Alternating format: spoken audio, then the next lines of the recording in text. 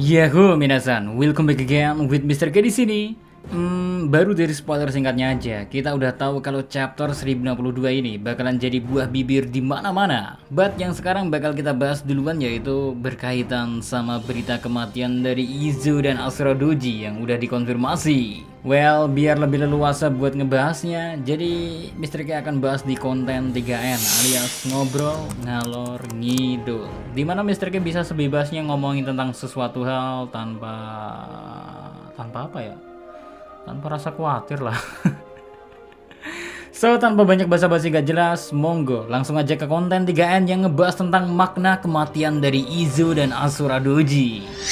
Sebenarnya kematian dari Izu dan Asura Doji kayaknya bukan sesuatu yang bakal di-expect oleh siapapun. Soalnya banyak dari fans saja yang mengira kalau entah Hokiko atau Kinemon lah yang malah berkemungkinan untuk mati di arc Wano Kuni. Namun apa daya, setelah adanya konfirmasi kalau yang mati ternyata adalah Izu dan Asura Doji, maka mau gak mau kita cuman bisa menerima aja kan? Ya walau sebelumnya banyak yang bilang kalau perang di Wano ini bakalan kurang greget kalau gak ada yang mati atau menjadi korban. Pasalnya semua orang pasti membandingkan dengan apa yang terjadi di Arc Marineford, di mana di sana seperti yang kita tahu ya, Ace dan Shirohige harus menjadi korban dari bentrokan antara kekuatan penuh angkatan laut sama aliansi bajak laut Shirohige. Belum lagi hype tentang harus ada yang mati juga muncul. Ditambah lagi ada rumor lah yang katanya bilang kan kalau Arc Marineford itu ya pokoknya harus sejajar lah dengan Wano atau gimana, padahal itu hoax sih.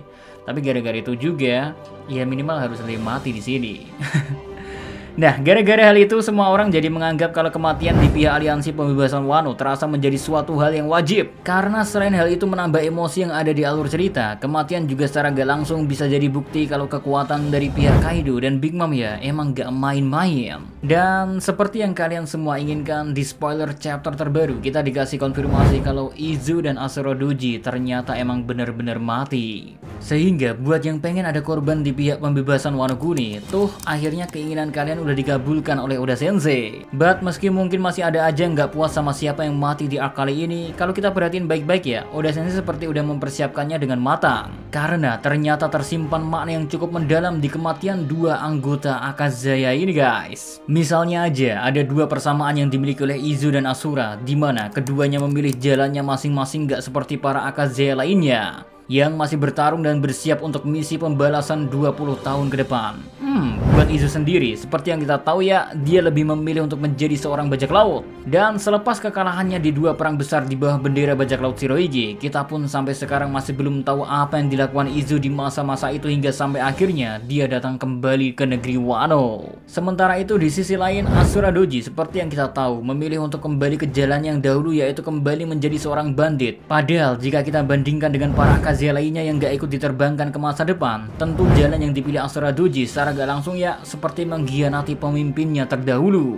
Contohnya aja kalau kita bandingkan dengan Denjiro, yang mana bisa kita bilang menjadi salah satu kunci sukses akan keberhasilan penyerangan di Onigashima. Karena berkat otaknya yang sangat cerdik, dia bisa membangun kepercayaan, koneksi, bahkan informasi dari dalam kelompok musuh. Bahkan dari pihak Orochi sendiri aja masih banyak yang gak menyangka kalau sebenarnya orang yang mereka panggil dengan sebutan Bos Kyoshiro ternyata dia adalah mata-mata dari pihak pembebasan Wano Kuni yang sedang menyiapkan rencana dari dalam. Jadi makanya kalau kita pikir-pikir, kematian dari Asura Doji dan Izu terasa seperti cukup adil. Soalnya mereka berdua jika dibandingkan teman-teman yang lain, mungkin bisa dibilang menjadi orang yang lebih banyak senangnya jika dibandingkan dengan yang lainnya. Karena Izu sendiri terlepas dari kehilangan sang kapten dan temannya, lalu Izu dan kawan-kawan yang dipimpin oleh Marco juga kembali kalah di perang balas dendam. Kayaknya kecuali di dua hal besar itu, Izu mungkin memiliki hal yang lebih menyenangkan jika dibandingkan yang lainnya. Rasanya sangat sulit untuk membayangkan berada di atas kapal dengan kapten sehebat mendiang Shirohige, namun para kru atau anak-anaknya kesulitan untuk mendapatkan makanan ataupun segelas sake. Jadi seenggaknya jika dibandingkan dengan berada di negeri Wano Kuni, di mana air dan makanan pun sulit untuk ditemukan, berada di atas kapal Shirohige dan bisa berlayar sebebasnya tanpa harus mengkhawatirkan apapun, jelas lebih baik mau dilihat dari sisi manapun.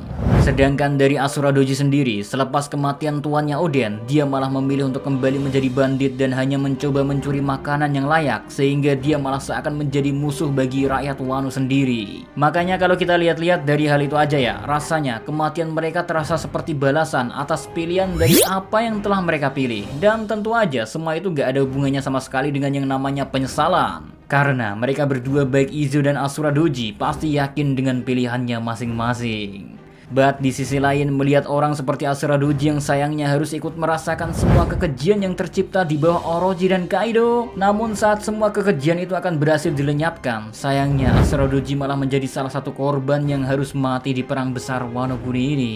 Ya, emang gak ada yang bisa kita salahkan dari semua kejadian yang telah terjadi. Soalnya para anggota Akaze lainnya, apalagi khususnya buat mereka yang emang berjuang dan memegang teguh omongan dari Kozuki Oden, mereka semua tentu sangat pantas untuk merasakan fajar di negeri Wano setelah hampir 20 tahun negeri Wano ditutupi kegelapan yang tercipta karena kerakusan. Anyway, peran dari mereka yang masih hidup juga gak berhenti sampai di sini guys. Karena negeri Wano yang diimpikan di mana para warga bisa hidup seperti sedia kala dan berasa seperti layaknya ada di surga. Semua itu tentu gak bisa selesai hanya dengan mengalahkan Kaido dan Orochi. Karena seperti yang kita tahu, apa yang telah Kaido dan Orochi perbuat memiliki dampak yang jauh di luar dugaan. Seperti contohnya, air bersih yang tercampur oleh limbah. Lalu yang paling parah, kelaparan yang tercipta di negeri Wano malah dimanfaatkan untuk membuat mereka yang kelaparan mau memakan buah iblis smile yang gagal. Ya, dua hal itu tentu menjadi PR buat Momo dan para pengikutnya saat ini. Karena permasalahan air dan makanan tentu menjadi yang utama. Namun masalah kehilangan emosi juga tentu menjadi hal yang harus dipikirkan. Sehingga solusi dari dua masalah ini harus segera bisa ditemukan. Agar pengorbanan dari orang-orang yang mati di perang Wano ini, termasuk Asura Doji dan Izo, mereka semua bakalan dikenang sebagai bagian dari perubahan Wano Kuni yang akan terjadi di masa depan.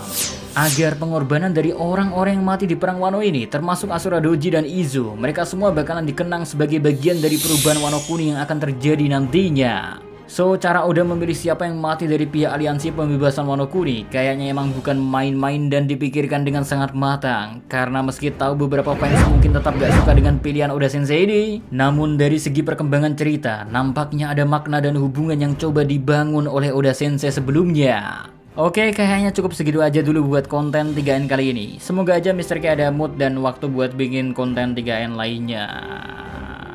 Nek mood sih.